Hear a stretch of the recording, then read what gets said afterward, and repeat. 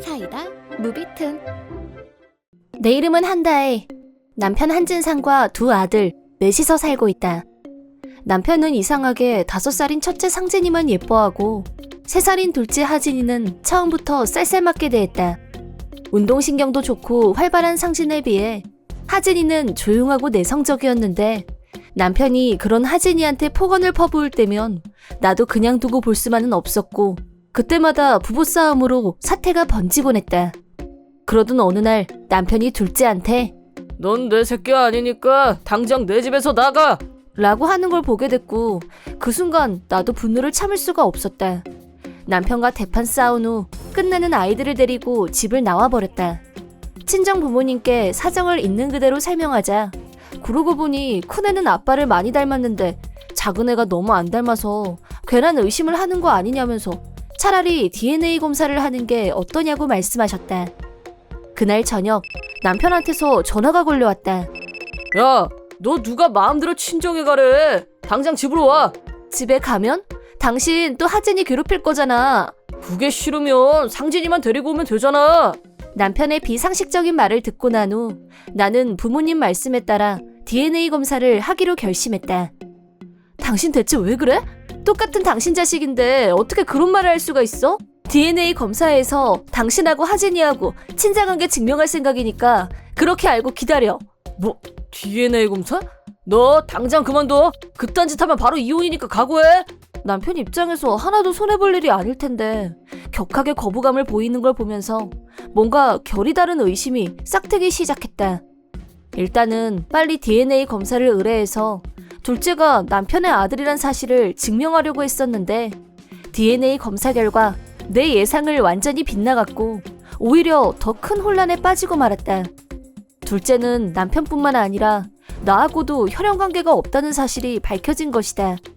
너무 큰 충격을 받고 몸져놓은 나를 대신해서 부모님이 남편을 찾아갔지만 저도 모릅니다. 라고 입을 닫았다.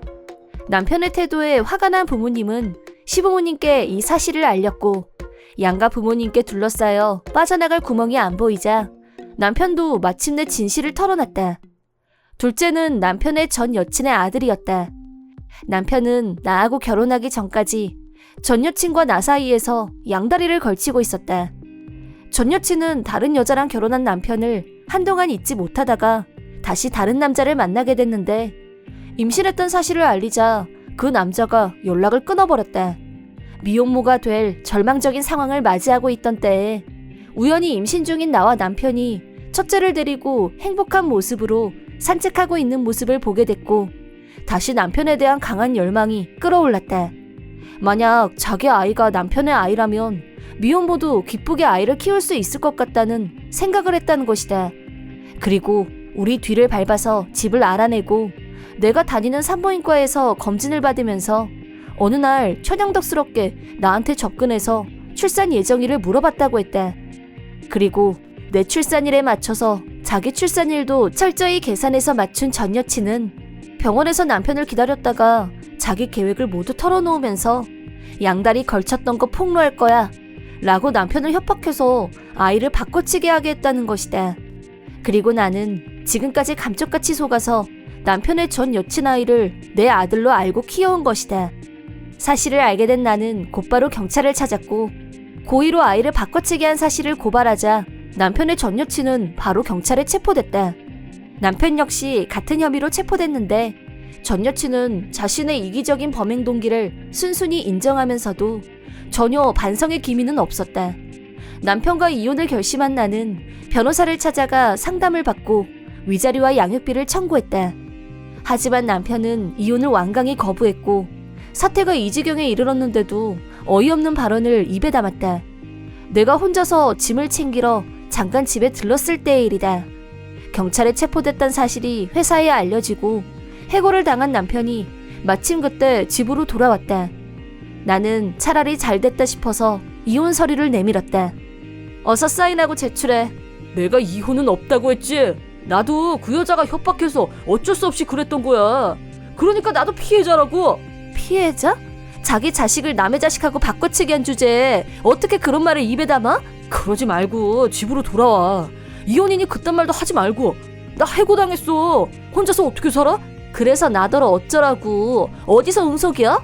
피 한 방울 안 섞인 하진이는 그 여자한테 돌려주고 이제부터 상진이랑 셋이서 살면 되잖아. 알콩달콩. 어? 시끄러워. 네가 사람이니? 하진이 지금까지 내 아들로 키웠어. 그런데 뭐? 그걸 누구한테 돌려주라고? 그걸 말이라고 해?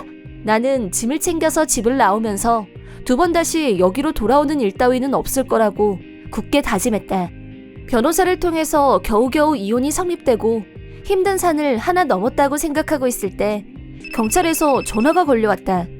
경찰은 전 여친이 육아 방치 및 학대 혐의로 다시 체포됐다는 사실을 알려줬고 나는 다시 한번 큰 충격을 받았다.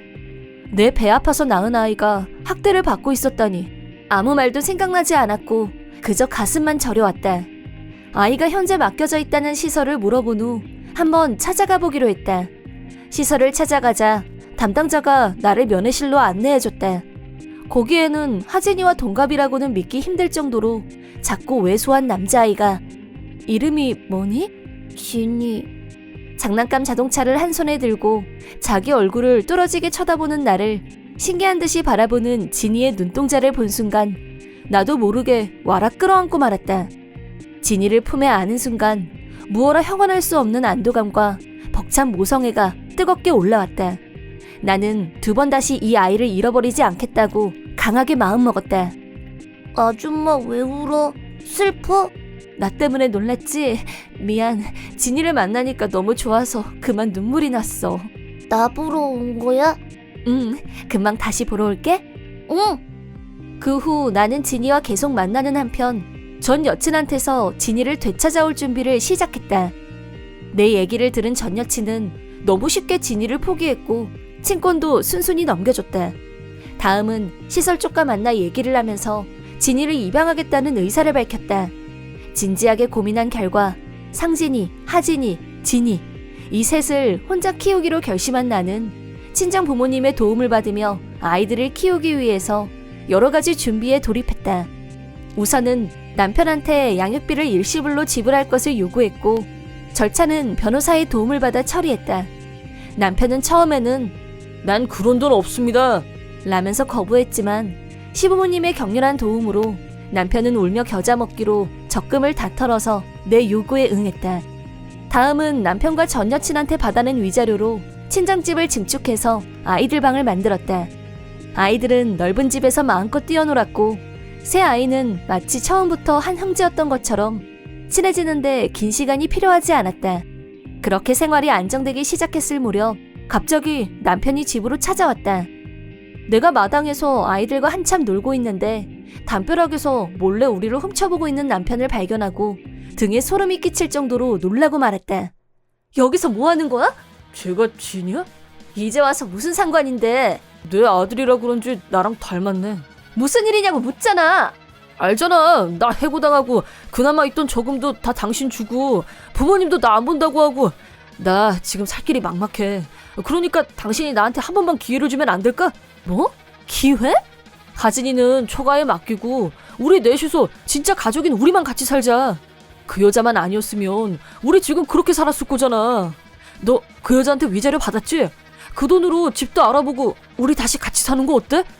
몇 번이나 싫다는 의사를 분명히 밝혀도 끈질기게 매달리는 남편과 점점 싸움으로 번졌고 우연히 근처를 지나가던 경찰이 남편을 신문했는데 남편이 경찰을 향해 폭력을 휘두르자 이번에는 공무집행 방해죄로 다시 체포되는 신세가 되고 말았다.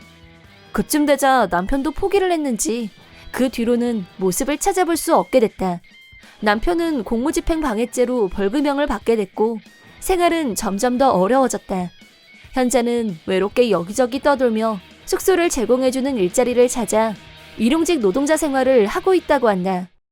전 여친도 상황이 만만치 않았는데 어떤 죄로 체포됐었는지 다 알게 된 가족 친지들로부터 완전히 외면당했고 물론 회사에서도 쫓겨났고 주거지도 없이 공원에서 노숙자 생활까지 했다고 한다.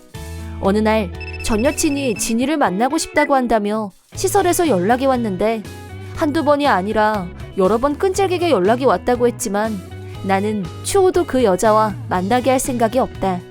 진이의 친권을 포기한 것을 이제와 후회하는 모양이지만 이미 늦었다는 건 본인도 잘 알 테고 지금은 어디로 갔는지 아무도 모른다. 나는 남편한테 받은 양육비와 위자료로 당분간은 일자리를 찾는 것보다는 그동안 힘들었을 아이들과 함께 지내면서 듬뿍 애정을 쏟는 일에만 전념할 생각이다. 남편과 그 여자가 한 짓은 절대 용서할 수 없는 만행이지만 새 아들들과 다시 시작된 새 생활은 내게 있어 더없이 소중한 일상이 됐다. 앞으로는 이 아이들을 잘 키우는 일에 집중하면서 밝고 건강하게 하루하루 보내는 일에만 힘을 쏟기로 마음먹고 있다. 이번 영상은 어떠셨나요? 재밌게 보셨다면 구독, 좋아요에 댓글까지 달아주시면 감사하겠습니다. 그럼 다음 영상에서 만나요.